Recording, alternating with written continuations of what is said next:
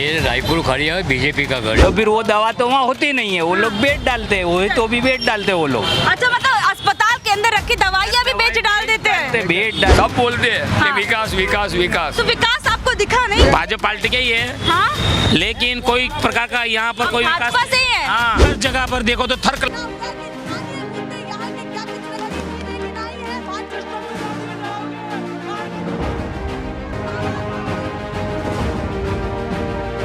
National pillar, देश की आवाज। नमस्कार, नेशनल पिलर में आपका स्वागत है। मैं शालिनी पांडे। आपको बता दें, इस वक्त हम रायपुर खारिया के अंदर मौजूद हैं और आप देख सकते हैं कि हमारे पीछे तमाम लोग यहाँ पर मौजूद हैं। इनसे हम बात करेंगे आने वाले गुजरात चुनावों को लेकर कि आखिर में इनके कौन कौन से ऐसे मुद्दे हैं जिनको लेकर ये सवाल करेंगे, सत्ता से सवाल करेंगे, सरकार से सवाल करेंगे, आने वाली वो पार्टियां जो चुनाव लड़ेंगी उनसे सवाल करेंगे। तो आइए चलते हैं इन लोगों के पास और जानते हैं कि आखिर में आने वाले चुनावों को लेकर इन लोगों के क्या मुद्दे होने वाले हैं। तो सर, क्या लगता है इस बार चुनाव जो है उसको लेकर आप क्या सोच रहे हैं कि इस बार कौन कौन से मुद्दे खास होंगे? देखो, चुनाव में तो ऐसी बात है कि रायपुर खड़िया का गढ़ है। मेरी बात सुनो, जी जी, ये रायपुर खड़िया है, बीजेपी का गढ़ है। रायपुर खारिया जो है बीजेपी का गढ़ है। हाँ, अच्छा। तो यहाँ है ना, हाँ, 30 साल से बीजेपी आती है। उस संसद सभ्य, धारा सभ्य, कॉर्पोरेटर, एमएलए सब यहाँ का ही है। छोटे से लेकर बड़े स्तर तक जो है बीजेपी पार्टी रही है। अच्छा, तो अभी तक बीजेपी पार्टी के विकास को आप यहाँ पर किस तरीके से देखते हैं? का तो आप भी आए ना, यहाँ देखो ना। हाँ। 30 साल के अंदर इन लोगों को, एमएलए को कितने बजट मिलता है मत विस्तार में, कॉर्पोरेशन को कितना मिलता है, हाँ, एमएलए को कितना मिलता है। यहाँ तुमको लगता है ये एरिया के अंदर उसने कुछ विकास किया है? मतलब जो बजट मिला है उस हिसाब से आप कह रहे हैं विकास दिखाई नहीं दिया है? हाँ? नहीं दिया है। नहीं दिया है? नहीं दिया है। अरे आप भी ऐसे कह रहे हैं? हम ऐसे तो भाजपा पार्टी के ही है, हाँ, लेकिन कोई प्रकार का यहाँ पर कोई विकास भाजपा से ही है। हाँ, हाँ। और कोई प्रकार का कोई विकास नहीं हो रहा है। रोड के सामने देखो, हर जगह पर खड्डा पड़ रहा है, गाड़ी घोड़ा वाले को सबको परेशानी चल रही है। अरे खड्डा कैसे पड़ा? चकाचक सड़कें बना रखी है सरकार ने। अरे बना के खाली दिखावा बताया है। दिखावा कैसे? हाँ, क्योंकि उसमें मटेरियल सही नहीं वापरते हैं, मटेरियल ही सही नहीं पड़ते। हाँ? खाली बजट पास करवा के उनका घर बढ़ते हैं, अपना घर बढ़ते हैं। हाँ। अरे क्या बात है, काफी बड़े बड़े राज खोल रहे हैं। और हाँ? वो लोग हाँ, कोई भी को परेशानी में डाल देते कभी भी कहीं भी, बराबर।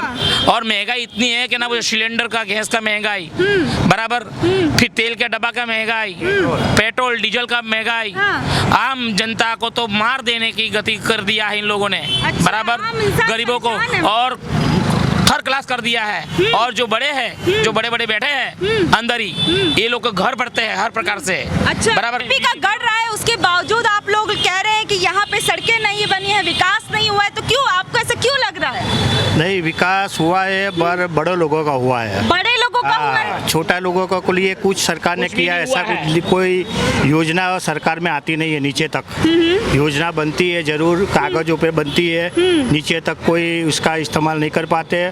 और छोटे आदमी अभी महंगाई से बहुत परेशान है। महंगाई मुद्दा है काफी बड़ा। महंगाई का मुद्दा है बस, दूसरा कुछ भी नहीं है। महंगाई, जीएसटी घटाओ, बराबर।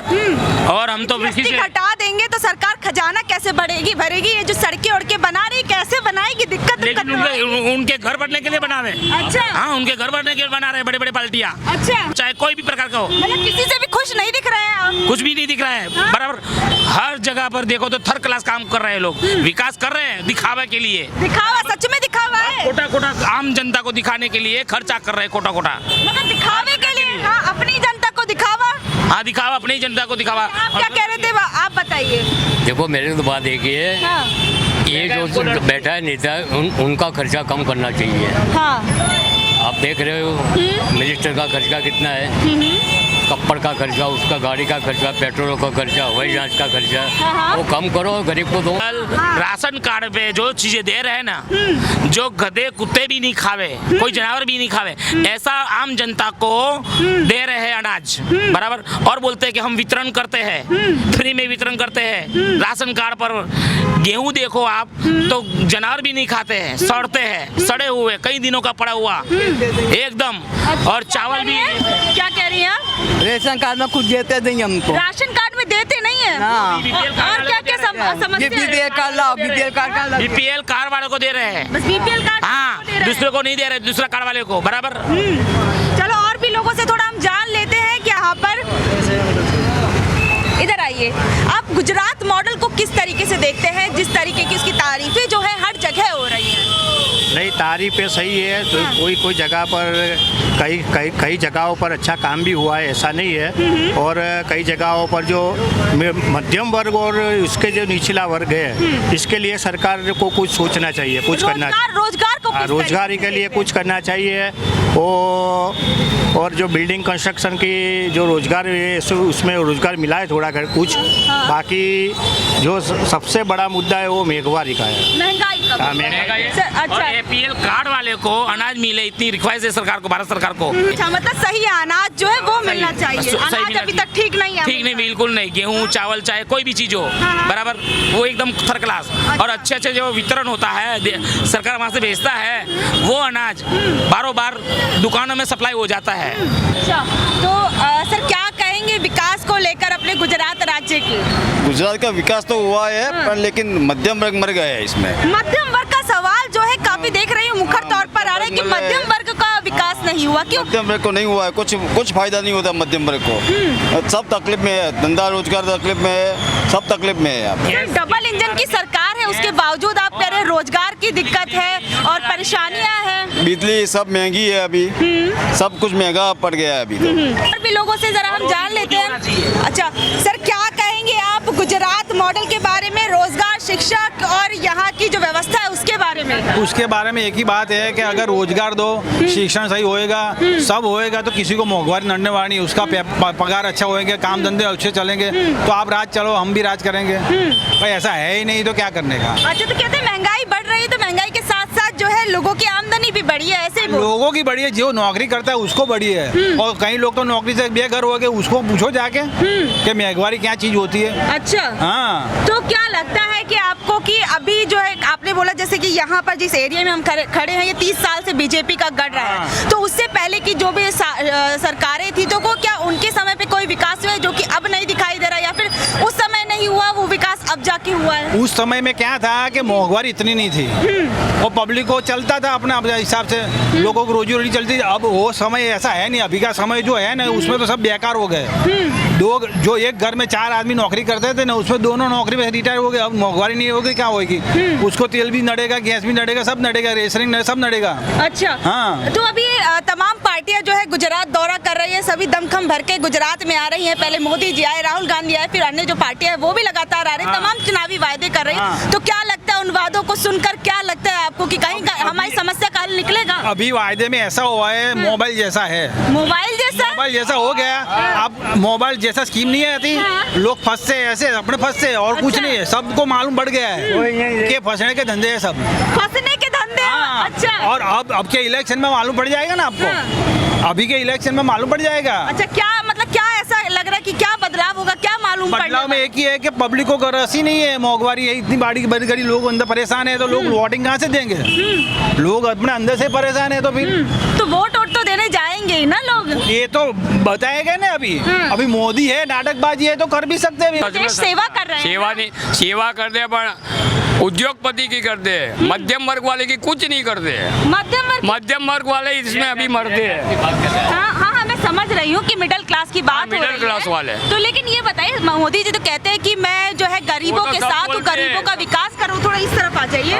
सब बोलते हैं कि विकास विकास विकास, तो विकास आपको दिखा नहीं दिखा हमको, नहीं दिखा। आपको सिर्फ बड़े लोगों का विकास दिख रहा है। कह रहे बड़े लोगों का विकास हुआ है, तो और जो उनके आसपास के लोग थे उनका भी विकास विकास हुआ, रोजगार मिला है लोगों को? अभी लोगों को नौकरी धंधा नहीं है, उसका घर चलाते उसका मन जानता है। अब मेरी बात करो ना, मैं बेकार हूँ बोलो, अभी धंधे पानी नहीं है, अब हमारा मन जानता है। अभी हमारा घर चलाते हमारा मन जाता है, खाने के पैसे नहीं, क्या करने का, चलो बताओ कौन देगा? वोट लेना सब आ जाते हैं। हाँ, मतलब वोट के लिए सब आते हैं। सब आते हैं, तो हाँ। क्या लगता है, क्या किस पे जब वोट के लिए आती है तमाम पार्टी, तो क्या लगता है किस पर कोई विश्वास लगता है कि हाँ भैया हमारे लिए करेगा? हम ये करेंगे, हम वो करेंगे, आने के बाद कोई कुछ नहीं करता है। सब ऐसा का ऐसा ही हाल है। आप भी कुछ बोलना चाहते हैं? हाँ, गुजरात के अंदर चुनाव आने वाले हैं, तो इन चुनावों को आप किस तरीके से देख रहे हैं? क्या मुद्दे होंगे इस बार के चुनाव में? अब तो ये फिलहाल क्या कोई भी पार्टी आएगी, पब्लिक को जो भाव जो देना, जो भाव, बोलेंगे जो भी भाव, जो भी पार्टी जो भाव नक्की करेगी वो देना ही है। बराबर, कैसा भी इंसान कितनी भी कोशिश कर ले, जो भाव बढ़ गया उतरने वाला नहीं है। तो महंगाई जो एक बार हो गई तो वो बढ़ती रहेगी। कह रहे महंगाई बढ़ती है तो लोगों की जेब जो है वो भी बढ़ती है, वो भी भारी होती रहती है। अभी सामने उतने काम धंधे नहीं है ना लोगों के पास में। गुजरात जैसे राज्य में कह रहे हैं कि आप काम धंधे नहीं, जो राज्य और लोगों को रोजगार देता है उसमें। हमारे रायपुर के अंदर है ना, एक घर के अंदर एक जन फ्री इंसान है, एक इंसान फ्री है। फ्री है? हाँ, फ्री है बिल्कुल। अच्छा। सुबह शाम कोई भी टाइम पे आओ, तुमको बाहर चौराहे पे बैठे मिलेगा। अच्छा। अब वो नौकरी भी जा, अब उसको क्या बोले, लॉकडाउन पहले जहाँ नौकरी मिली, अब वो फिलहाल उस टाइम पे 10,000 में नौकरी कर रहा था, बराबर। अब वो लॉकडाउन के हिसाब से गया नहीं, तो उसकी जगह वो कोई दूसरा 6,000 में काम कर के गया है। अच्छा। तो फिर 10,000 वाले को क्यों रखेगा? अच्छा, ये बताइए आप गुजरात के अंदर शिक्षा और स्वास्थ्य को किस तरीके से देखते हैं? स्वास्थ्य तो सबका चोखा ही है। नहीं, लोगों का स्वास्थ्य तो ठीक है, अस्पतालों का स्वास्थ्य कैसा है? अस्पताल में तो थोड़ी दिक्कत अभी जो जैसी हेरिटेज ये नवे बना रहे ना, ये क्या पब्लिक को है ना, कोई भी हॉस्पिटल में जाना हुआ ना, 50-100 रुपये में उसका इलाज हो जाता था। अच्छा। अभी क्या सब हॉस्पिटल नहीं बन गई है, तो सबको मिनिमम 500 रुपये तो मिनिमम जेब में चाहिए, फिर 10-20 में काम कर। सरकारी अस्पतालों में भी जहाँ कहते कई बार फ्री इलाज होता है, दवाइयाँ मुफ्त की मिलती है, कहते सरकारी अस्पतालों में भी जहाँ पर जो कहते हैं कि इलाज जो है मुफ्त का होता है, दवाइयाँ फ्री की मिलती है, उसमें भी आप कह रहे हैं कि जेब में 1000-500 रखे ही होने चाहिए, तो ही इलाज हो सकता है, ना तो नहीं हो सकता है। आपकी दवा लिख देते हैं, बाहर की दवा लिख देते हैं, बाहर की दवा लगाओ।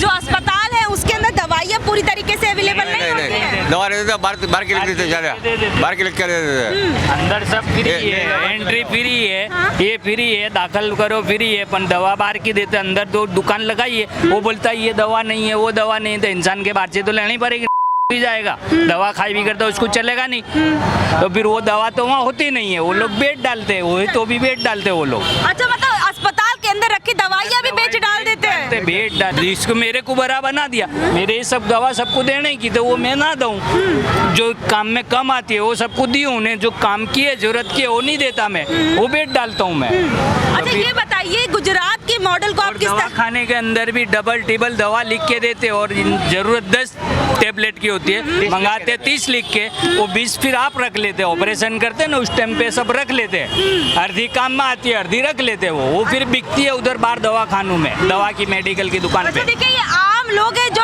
अभी बता रहे हैं कि गुजरात के जो अस्पताल है उनकी स्थितियाँ कैसी है, वहाँ पर जो दवाई वितरण होता है उसकी स्थिति किस तरीके है। काफी कुछ गंभीर बातें जो है इन्होंने बताई है, गौर करने वाली है।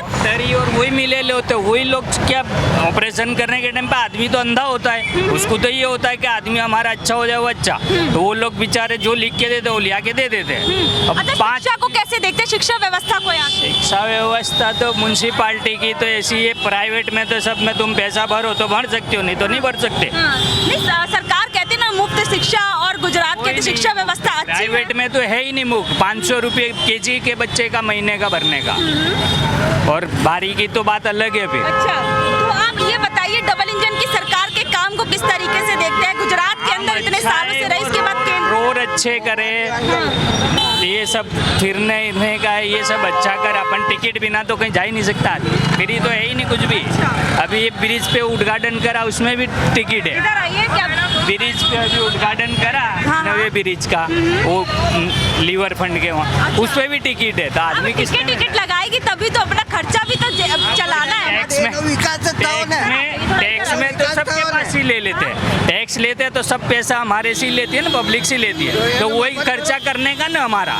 फिर तुम टिकट लगाते हो तो तुम्हारे पास जमा रहेगा ना। आप क्या कह रहे थे बताइए? वही बोल रहा हूँ मैं। अच्छा, जो टिकट लगाते फ्री करते हैं सब चीज, हाँ फ्री होना तो फ्री वाली राजनीति समझ आ रही है कुछ इधर आई है। सबसे सरकार टैक्स में तो वसूली कर ही लेती है ना, वो क्या नौकरी करने वाले से भी टैक्स लेती है और धंधेदार से भी टैक्स लेती है, सबसे टैक्स लेती है, और टैक्स लिए बाद ही वो खर्चा करने का होता है ना। तो देखिए अभी यहाँ पर तमाम लोग मौजूद थे हम लोगों के साथ, इन्होंने काफ़ी कुछ बातें बोली। आप लोग इस बारे में क्या सोचते हैं नीचे दिए गए कमेंट बॉक्स में ज़रूर बताइएगा, और आगे के अपडेट्स के लिए बने रहिए हमारे साथ और देखते रहिए नेशनल पिलर।